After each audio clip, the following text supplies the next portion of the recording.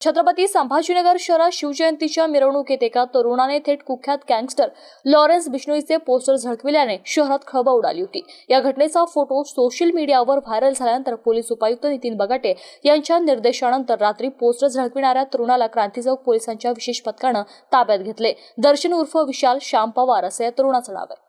शहरात बुधवारी छत्रपती शिवाजी महाराजांची जयंती मोठ्या उत्साहात आणि जल्लोषात साजरी करण्यात आली होती। मात्र या जयंतीच्या जल्लोषात क्रांती चौकात काही तरुणांच्या टोळक्याने थेट कुख्यात गँगस्टर लॉरेन्स बिश्नोईचे पोस्टर झळकविले। त्यावर गांधी द्वेष असलेले वाक्य लिहिलेली होती। छत्रपती शिवाजी महाराज यांच्या पोस्टरच्या बाजूला बिश्नोईचे पोस्टर झळकल्याने शिवभक्तांसह सर्व स्तरावरून संताप व्यक्त होतोय। आम्ही गांधीला नाही तर शिवाजी महाराज आणि महाराणा यांच्या सारख्या धुरंधरांना मानणारे आहोत असा मजकूर पोस्टरवर लिहिला होता।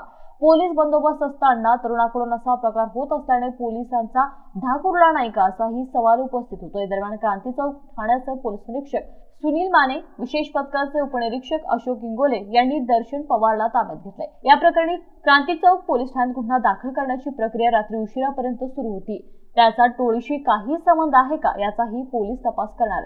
सोशल मीडियावर व्हिडिओ रील्स पाहून तरुण या टोळीमध्ये सक्रिय होऊ पाहत असल्याचं या घटनेवरून दिसून येतंय। तर या प्रकरणावर बोलताना पोलीस उपायुक्त नितीन बगाटे यांनी म्हटले की छत्रपती शिवाजी महाराज यांच्या जयंती उत्सवात गुंडांचे पोस्टर झळकविणाऱ्या तरुणाला ताब्यात घेतले। तरुणांनी छत्रपती शिवाजी महाराजांचा आदर्श घ्यावा, असल्या फटीचर गुंडांचा आदर्श घेऊ नये। कोणीही समाजात दहशत माजविण्याचा प्रयत्न केला तर त्याच्यावर पोलिसांकडून कठोर कारवाई होणारच। त्याने गँगस्टरचा फोटो दाखवून दहशत माजवली म्हणून त्याला बेड्या ठोकण्यात आल्या।